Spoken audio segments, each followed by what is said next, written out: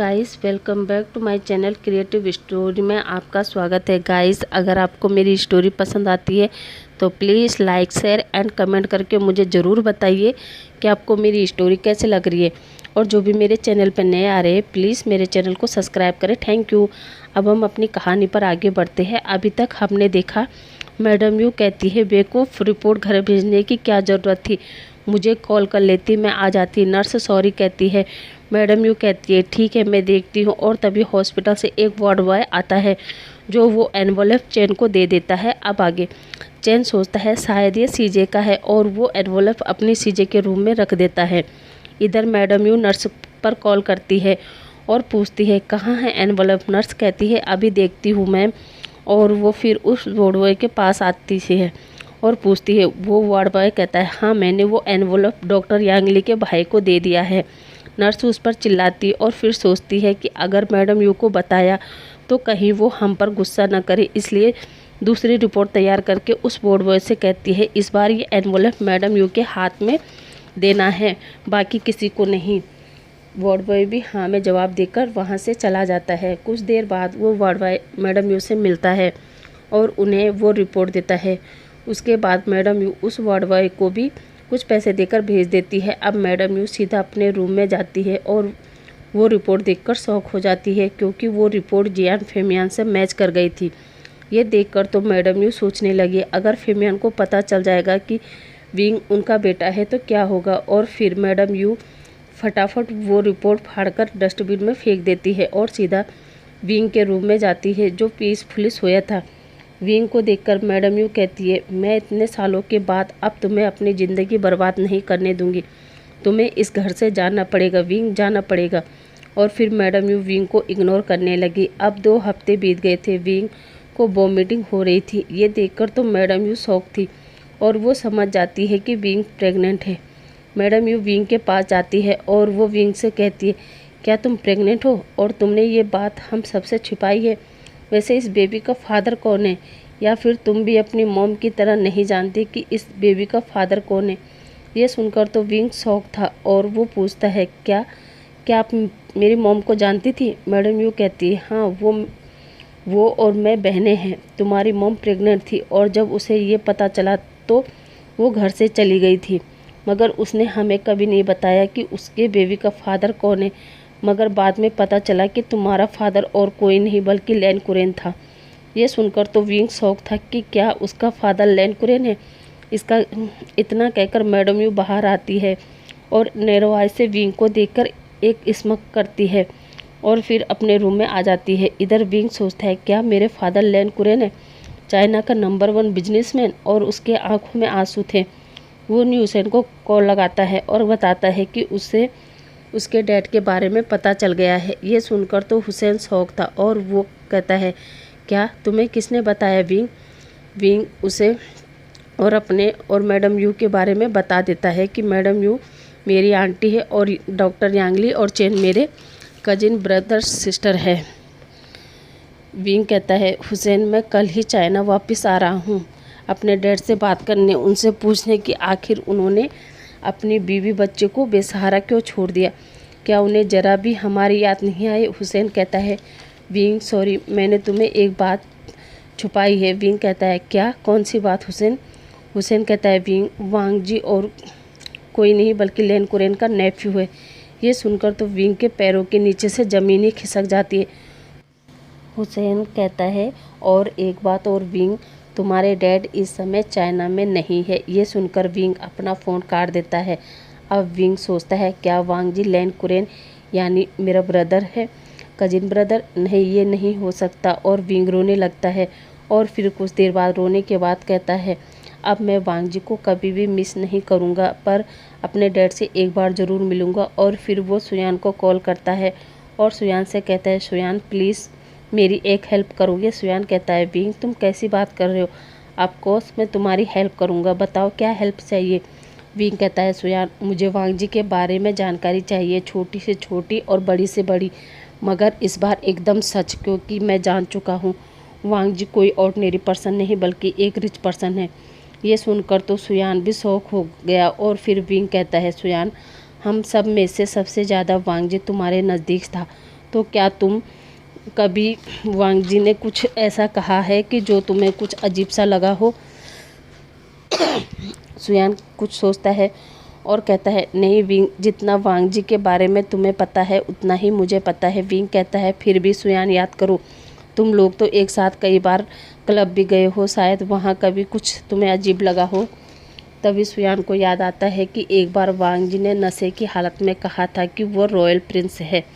सुयान कहता है, विंग, एक बार वांग जी ने ड्रंक हालत में कहा था कि वो एक रॉयल प्रिंस है। सुयान कहता है, विंग, अब इस बात में कितनी सच्चाई है मैं नहीं जानता। विंग कहता है, कोई बात नहीं सुयान, मेरे लिए इतना ही काफ़ी है। और फिर वो चैन के रूम में आता है और चैन का रूम का डोर नॉक करता है। चैन कहता है, विंग, तुम जाओ, अंदर आओ, बताओ क्या काम है। विंग कहता है, चैन, क्या मैं तुम्हारा लैपटॉप यूज़ कर सकता हूँ? चैन कहता है, हाँ हाँ, क्यों नहीं। और वो विंग को लैपटॉप देता है और फिर वो अपने ऑल सिटी के रॉयल प्रिंस की जानकारी के लिए टाइप करता है और उनकी फ़ोटो निकालता है और देखने लगता है। उन्हीं रॉयल प्रिंस की फ़ोटो में विंग को सीचेन की फ़ोटो मिल जाती है और विंग सोचता है, सीचेन सर, क्या ये भी एक रॉयल प्रिंस है? और फिर याद आता है कि जिस दिन वांग जी गायब है उसी दिन से सीचेन भी ऑफिस नहीं आया, कहीं इन दोनों में कनेक्शन तो नहीं है। और फिर उस फोटो के नीचे देखता है जिसमें लिखा था रॉयल प्रिंस सीचेन, लंदन। इतना पढ़कर विंग कहता है, क्या लंदन? और फिर वो अपने रूम में जाता है और सामान पैक करने लगता है। पीछे से चैन देखता है कि आखिर विंग क्या देख रहा था और वो लैपटॉप देखता है और सामने सीचेन की तस्वीर को देखकर उसे सीचेन से प्यार हो जाता है। और वो भी देखता है कि उस फोटो के नीचे रॉयल प्रिंस सीचेन लंदन लिखा है। चैन कहता है, ओह, तो तुम लंदन में रहते हो, कोई बात नहीं, अब मैं भी लंदन आऊँगा। इधर विंग भी अपना सामान पैक करता है और नीचे हॉल में आता है।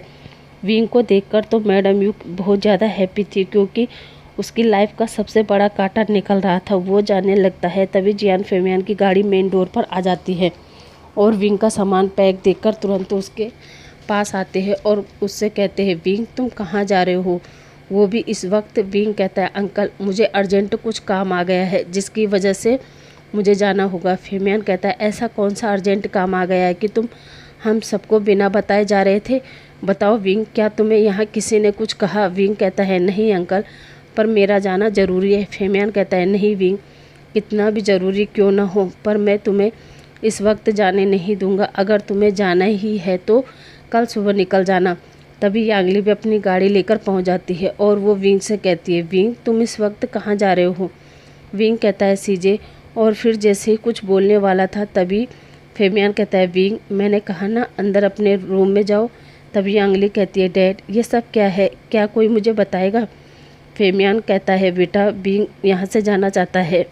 ये सुनकर यांगली कहती है, क्या, पर क्यों? और फिर विंग से पूछती है, विंग, आखिर क्या बात है, तुम क्यों जाना चाहते हो? विंग कहता है, सीजे, मुझे अर्जेंट काम है, इसलिए। यांगली कहती है, कैसा अर्जेंट काम? विंग कहता है, कुछ। विंग कुछ नहीं बोलता। यांगली समझ जाती है और वो विंग का हाथ पकड़कर उसे रूम में ले जाती है और फिर उसके रूम को लॉक करके कहती है, अब बताओ विंग, तुम्हें अचानक क्या अर्जेंट काम आ गया है? विंग कहता है, सीजे, मुझे अपने और अपने बेबी के डैड की तलाश करना है और इसलिए मुझे यहाँ से जाना है। यांगली कहती है, विंग, क्या तुम्हें कुछ पता चला है? विंग कहता है, हाँ सीजे, पर अभी क्लियर नहीं है। यांगली कहती है, क्या मतलब? विंग कहता है, सीजे, मुझे केवल क्लू मिला है कि शायद मेरे बेबी का डैड और मेरे डैड लंदन में है, इसलिए मैं लंदन जा रहा हूँ। ये सुनकर यांगली विंग पर चिल्लाकर कहती है, आर यू क्रेजी? तुम पागल हो गए हो विंग? अच्छा ये बताओ, तुम लंदन में कौन सी जगह जाओगे? लंदन कोई स्मॉल सिटी नहीं, this is a big city. Wing कहता है, मैं जानता हूँ सीजे, पर मुझे ये करना होगा अपने बेबी के लिए, ताकि कोई उसे भी आगे चलकर उसे इस समाज में बुली न कर पाए। ये सारी तकलीफ़ें मैंने झेली हैं। जब बचपन में लोग मुझे पूछते थे कि तुम्हारे डैड कौन है, तो मेरे पास कोई जवाब नहीं होता था। इसलिए मैं चाहता हूँ, आई थिंक, मेरे बेबी के डैड को ये तो पता चले कि मैंने उसके बेबी को कैरी किया है, क्योंकि उसे तो पता ही नहीं है कि मैं उसके बेबी से प्रेग्नेंट हूँ। ये सुनकर यांगली कहती है, ठीक है। और फिर वो एक कॉल करती है और उससे बात करके यांगली कहती है, ठीक है जान, तुम उसका ख्याल रखना, मैं उसे कल भेज दूँगी। इतना कहकर वो फ़ोन रख देती है। विंग कहता है सीजे आपने किसको कॉल किया? यांगली कहती है विंग बाद में बताऊंगी, अभी तुम आराम करो और कल तुम यहाँ से चले जाना। वहाँ तुम्हें एक अल्फ़ा गर्ल मिलेगी, वो तुम्हारी हेल्प करेगी। विंग यांगली को थैंक यू कहती है और अब यांगली रूम से बाहर आ जाती है। फेमियन कहता है यांगली क्या कहा बेटा विंग ने? यांगली कहती है डैड मेरे हिसाब से हमें उसे अब जाने देना चाहिए, वो कल सुबह चला जाएगा। मैडम यू ये सुनकर तो बहुत ज़्यादा खुश थी। अब अगली मॉर्निंग विंग अपना सामान लेकर नीचे आता है और सबसे बाय कहता है। यांगली कहती है विंग चलो मैं तुम्हें एयरपोर्ट तक छोड़ देती हूँ। जियान फेमियन कहता है बेटा मैं भी चलता हूँ। यांगली कहती है नहीं डैड आप रुकिए, और फिर यांगली और विंग एयरपोर्ट पहुँचते हैं। यांगली विंग को एक कार्ड देती है, उसमें कुछ पैसे थे। विंग वो कार्ड लेने से मना करता है। यांगली कहती है विंग रख लो, वहाँ काम आएंगे, और हाँ जैसे ही तुम्हें तुम्हारे या बेबी का फादर मिलेगा तो मुझे तुरंत कॉल करना, और उसे हक करती है। अब हम शाम को देखते हैं लंदन एयरपोर्ट पर जो विंग के नाम का बोर्ड लेकर खड़ी थी। विंग वहाँ जाता है और उनसे कहता है एक्सक्यूज मी मेरा नाम विंग है। वो अल्फ़ा गर्ल कहती है ओह हाय विंग मेरा नाम झाउसी है।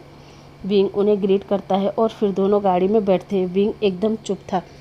झाउसी कहती है सो विंग मुझे यांगली ने बताया है कि तुम किसी की तलाश में आए हो। विंग कहता है जी वैसे आपसे एक बात पूछूं? झाउसी कहती है हाँ बिल्कुल। विंग कहता है वैसे आप डॉक्टर यांगली को कैसे जानती है? झाउसी हंसती है और कहती है अच्छा तो तुम्हें यांगली ने कुछ नहीं बताया? विंग कहता है नहीं। झाउसी कहती है यांगली मेरा लव पार्टनर है, मेरा मतलब हम दोनों एक दूसरे से प्यार करते हैं। हाँ मुझे पता है कि ये बात अभी तक उसने अपने घर वालों को नहीं बताया है, पर वो जल्दी ही बता देगी। इतने में वो मेंशन में पहुंच जाते हैं जहाँ विंग जब वो मेंशन देखता है तो वो शौक हो जाता है, क्योंकि वो मेंशन नहीं बल्कि पैलेस था जहाँ बहुत सारे गार्ड खड़े थे लाइन में। जैसे ही झाउसी अंदर जा रही थी वो सारे गार्ड सिर झुका रहे थे। विंग तो ये देखकर शौक था। झाउसी विंग से कहती है आओ विंग अंदर आओ, और फिर एक सर्वेंट से कहकर विंग के लिए चाय कॉफ़ी मंगवाती है। विंग तो वो पैलेस देखकर बहुत ही ज़्यादा शौक था। झाउसी कहती है विंग अनकम्फर्टेबल होने की ज़रूरत नहीं, आराम से बैठो। विंग कहता है आपके मॉम डैड कहाँ हैं? झाउसी कहती है विंग मेरे मॉम डैड अब इस दुनिया में नहीं है। विंग कहता है फिर क्या आप अकेले? झाउसी कहती है नहीं मेरा एक बड़ा भाई है, वो अभी ऑफिस में है, बस आता ही होगा, तब तक तुम जाओ थोड़ा आराम कर लो। और एक सर्वेंट को बुलाती है और कहती है विंग को विंग का कमरा दिखा दो। सर्वेंट विंग को अपने साथ एक रूम में ले जाता है। विंग वो रूम देखकर शौक था, वो काफ़ी बड़ा रूम था। सर्वेंट विंग से कहता है मास्टर अगर आपको किसी चीज़ की ज़रूरत पड़े तो आप हमें ऑर्डर दे देना। इतना कहकर वो सर्वेंट चला जाता है। तभी विंग का फ़ोन रिंग करता है। विंग फ़ोन देखता है तो उसमें यांगली का नंबर शो हो रहा था। विंग फ़ोन उठाकर हेलो कहता है। यांगली कहती है विंग तुम सही से पहुंच गए ना? विंग कहता है जी सीजे मैं पहुंच गया। यांगली कहती है कोई भी परेशानी हो तो प्लीज़ मुझे कॉल कर देना। विंग कहता है जी सीजे। यांगली कहती है ओके फिर अपना ध्यान रखना, और फिर वो अपना फ़ोन रख देती है। इधर विंग अपना सामान रखता है और फिर अपने कपड़े लेकर शावर लेने चला जाता है। और फिर कुछ देर बाद आराम करने के बाद एक सर्वेंट रूम का डोर नॉक करता है और विंग गेट ओपन करता है। तभी सर्वेंट कहता है मास्टर मैम ने आपको नीचे बुलाया है। विंग हूँ मैं जवाब देता है और फिर नीचे हॉल में आता है। झाउसी कहती है आओ विंग डिनर कर लो। विंग जब डिनर टेबल देखता है तो शौक हो जाता है, क्योंकि डिनर टेबल पर हर प्रकार का फूड रखा था।